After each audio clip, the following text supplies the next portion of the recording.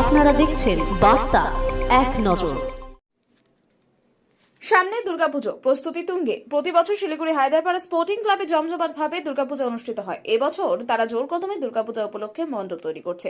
প্রস্তুতি তুঙ্গে। এবারে তাদের থিম হচ্ছে বিষয় বন্দি শৈশব। শিলিগুড়ির বড় পূজা অন্যতম হায়দ্রাপাড়া স্পোর্টিং ক্লাবের পুজো। প্রতি বছর পুজোর প্রথম দিন থেকে দর্শনার্থীদের ঢল নামে। এবছর তাদের পুজো ঘিরে প্রস্তুতি তুঙ্গে। ক্লাবের সদস্যরা আশা রাখছেন এবারে তাদের মণ্ডপ দর্শনার্থীদের কাছে আকর্ষণীয় হয়ে উঠবে। হায়দ্রাপাড়া স্পোর্টিং ক্লাবের দুর্গাপুজোকে ঘিরে কিন্তু মানুষের একটা আগ্রহ থাকে শিলিগুড়ির মানুষের, যে এবার তারা কি করছে। তো এবার আপনাদের থিম কি? প্রথমে আমি আমার তরফ থেকে আপনাদের মাধ্যমে শিলিগুড়ির সমস্ত নগরবাসীকে আগাম শারদীয় শুভেচ্ছা, তার সঙ্গে আপনাকেও শারদীয় শুভেচ্ছা জানাই। আমরা এবছর একটা থিম যে পূজা করছি, সে থিমের নাম হচ্ছে বন্দি শৈশব। তো বন্দি শৈশব হচ্ছে বাচ্চারা শৈশবটাকে বন্দি হয়ে থাকছে। এতে কী হচ্ছে, তারা খেলাধুলা করছে না, তারা কোনো গল্পের বই পড়ে না, কোনো ম্যাগাজিন পড়ে না। তারা কি করছে, যতটুকু পড়াশোনা করছে তারপরেই তারা মোবাইল নিয়ে বসে যাচ্ছে। যে বাড়িতে আসার পরে সে মোবাইল নিয়ে বসে পড়ছে।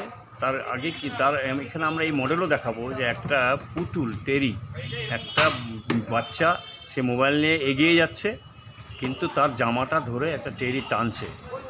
এটাই আমরা বোঝাতে যাচ্ছি যে একটা পুতুল সেও কিন্তু চাচ্ছে যে তুমি আমার সাথে খেলাধুলা করো, কিন্তু সেই বাচ্চা শিশুটা সে কিন্তু তার সঙ্গে খেলছে না, মানে মুঠোফোনে আটকে গেছে শৈশব। হ্যাঁ, আটকে গেছে শৈশব। হ্যাঁ, সেটা সে খেলছে না, সে কিন্তু বেরিয়ে যাচ্ছে। এই যে তাহলে কী হচ্ছে, আজকাল বাচ্চারা না খেলাধুলা করে, না পুতুল নিয়ে খেলা করে, না কোনো রকম মেয়েরা যেমন আগে মেয়েরা সাজগুজে খেলনা রান্না বাড়ি যেগুলো হতো সেগুলো কিন্তু বন্ধ হয়ে গেছে। এখন মোবাইলে আসক্ত হয়ে গেছে, কোনো গল্পের বই পড়ে না। সেই সব গল্পের বই আমরা এখানে তুলে ধরছি, বিভিন্ন রকম বই আমরা এখানে তুলে ধরছি, যে গল্পের বইগুলো এখন লুপ্তর পথে কেউই পড়তে চায় না। আগে আমরা গল্পের বই পড়তে পড়তে ঘুমিয়ে পড়তাম, সেই জিনিসটা কিন্তু এখন নাই।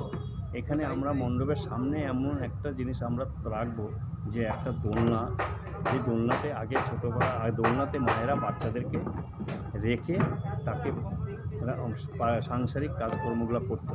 সেই দোলনাটা আমরা এখানে কি রাখছি, দোলনার মধ্যে একটা মোবাইল থাকছে, মোবাইলের উপরে একটা ফিটিং, একটা নিপিল থাকছে, যে দুধ খাওয়ার বাচ্চারা যে নিপিলটা থাকে সেটা আমরা এখানে, যে বাচ্চারা এখন ইয়ের বদলে মোবাইলে আসক্ত হয়ে গেছে এবং প্রচুর খেলার যে জিনিসপত্র সেগুলো আমরা মণ্ডপে তুলে ধরছি। এতেই আমরা বোঝাতে যাচ্ছি যে যতটা আমাদের উপকার হচ্ছে তার থেকে অনেকটা ক্ষতিও হচ্ছে বাচ্চাদের পক্ষে। আচ্ছা, আপনার নামটা বলবেন? আমার নাম নিমাই পাল, আমি হায়দ্রাপাড়া স্পোর্টিং ক্লাবের সাধারণ সম্পাদক।